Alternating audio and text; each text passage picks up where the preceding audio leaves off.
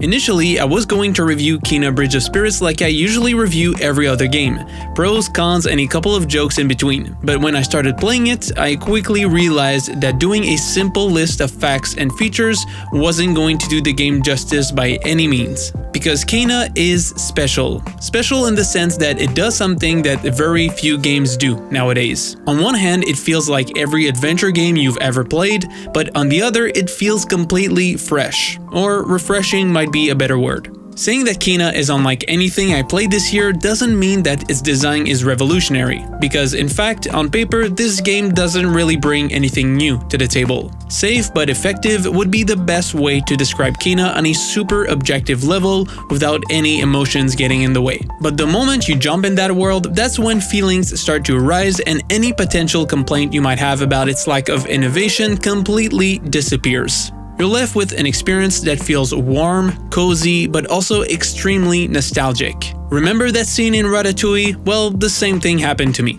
Suddenly, I felt like I was a kid who had just unwrapped the latest PlayStation 2 platformer, and I say that as a compliment. With Kena Bridge of Spirits, Ember Lab returns to the roots of what made me fall in love with games in the first place. It's a breath of fresh air despite being familiar, and today we're gonna dig into its roots, try to understand on what foundations Kena is built, and how the developers managed to create one of the most charming and delightful experiences in recent memory.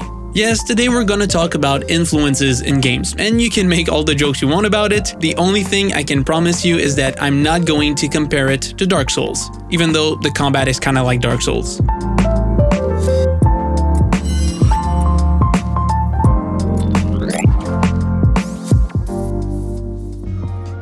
Let's start with a quote. Good artists copy, great artists steal.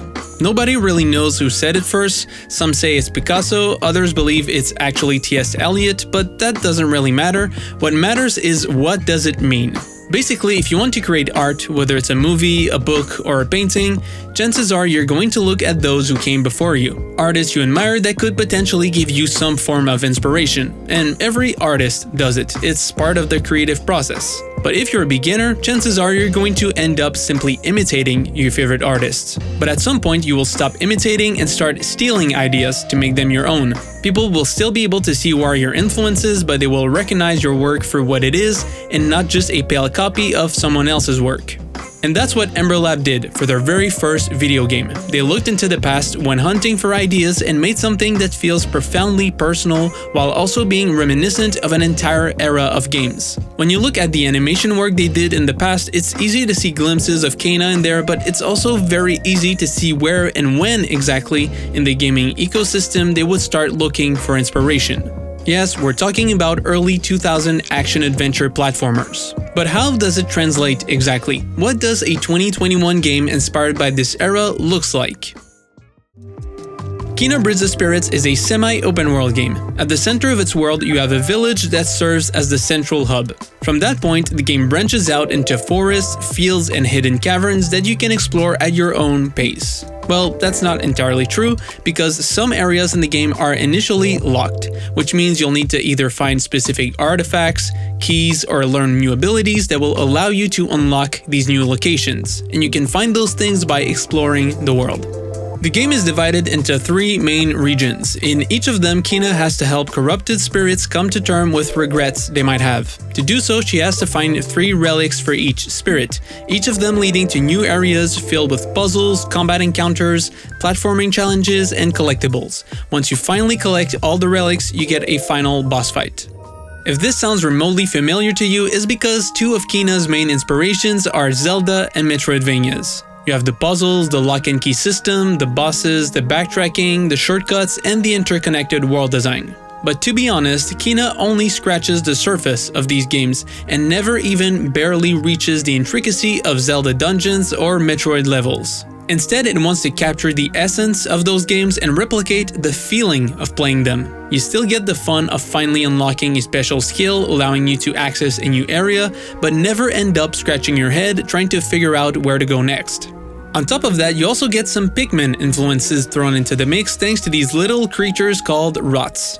They can be the answer to one of the game's puzzles or helpful allies during combat encounters. And also, they're just super cute. At that point, I'm pretty sure you figured out that Ember Lab are big Nintendo fans, but once again, those rat puzzles are not as complex as something you would find in a Pikmin game, and here you can start seeing a pattern. Kena is pretty much what happens when you take a look at the DNA of your favorite games, take the core concepts, and make a super accessible and easy to digest version of it. Well, aside from the combat encounters, which are everything but accessible. But that's not a negative thing, in my opinion. Plenty of times you'll see games that feature one element of a subgenre but not others. Ember Lab basically cherry-picked elements from Nintendo's biggest franchises and created something that isn't just Zelda, Metroid, or Pikmin, but a mix of the best things about them, some kind of summary to some extent. One thing that Kena Bridge of Spirits has in abundance that games like Zelda doesn't have nearly as much is platforming. Which brings us to the PlayStation 2 era, another big obvious inspiration.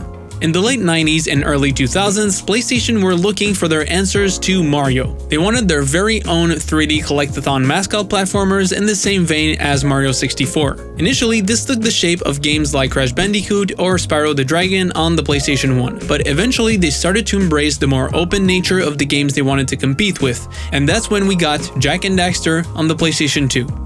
This was a semi-open world game with lots of jumping around, things to collect, and more importantly, a great sense of adventure. The first time I booted up that game, I felt like I was truly stepping into a magical world, a feeling also shared by a bunch of games from that time. Ratchet and Clank, Sly Cooper, Okami, as well as underrated gems like Maximo or Attack. And to say that these games inspired Kena is funny because they were also inspired by the games that preceded them. Okami smells like Zelda big time, and Maximo is actually based on Ghosts and Goblins, a series of games from the 80s. For some mystical reason, Kena Bridge of Spirits doesn't feel like a ripoff. Instead, it feels like a truly genuine love letter. But why does sharing similarities with games from the past make it special? Because this is far from being the first game who likes to dig up the past for inspiration. Jedi Fallen Order or God of War, for example, were both very clearly inspired by Zelda or Metroid, but still they didn't feel as nostalgic and magical as Kena does. And I think the main reason for that is because the game doesn't simply harkens back to old-school action-adventure platformers, but it replicates our memories of playing them. Shigeru Miyamoto once said this about Zelda. When I was younger, I grew up in the countryside of Japan, and what that meant was I spent a lot of my time playing in the rice paddies, exploring the hillsides, and having fun outdoors. When I got into the upper elementary school ages, that was when I really got into hiking and mountain climbing. There's a place near Kobe where there's a mountain, and when you climb the mountain, there's a big lake that awaits you on top of it. We had gone on this hiking trip and climbed up the mountain, and I was so amazed. It was the first time I had ever experienced something like this. And I drew on that inspiration for the Legend of Zelda as we were creating this grand outdoor adventure. And so it was around that time that I really began to start drawing on my experiences as a child and bringing that into game development. And that's exactly what Kena does. It provides a childish sense of wonder that calls back to our very first gaming experiences. These games were beautifully focused, they were almost pure to some extent, and they all shared what Miyamoto described, this idea of exploring a fantasy world with the mind of a kid who's desperate to discover every single part of it. That sense of wonder is made even stronger thanks to the game's incredible presentation and touching story. One thing you'll hear a lot when people talk about Kena is how it looks like a Pixar movie. And while that is completely true, it also has the heart and poetry of a Ghibli movie where nostalgia, nature, and memory meet under a whimsical aesthetic and a symbolic use of color. The lush greens contrast with the grays and violent reds of corrupted areas, while the calming blues and vivid yellows are synonymous with the spirit world. When you mix those visuals with the various cultural influences in the game's environments, you get one of the most visually striking titles of the year. For some people, Kena Bridge of Spirits will feel too similar, but in my opinion, Ember Lab's first game manages to stick out in today's gaming landscape despite relying on mechanics we've seen numerous times before. Mainly because it doesn't care about modern gaming tropes at all. At the beginning of this video, I said that it does something that very few games do nowadays. This is what I meant. It doesn't care about how long it is, how big the map is, or how much content there is. Even a game like Ratchet and Clank Rift Apart has multiple dimensions, 2 playable characters, 20 weapons, hover boots, rideable creatures, and all sorts of other gameplay mechanics. But Kena keeps it really simple, and that's how it captures a nostalgic beauty that I'm sure will connect with a lot of gamers who grew up with those classics.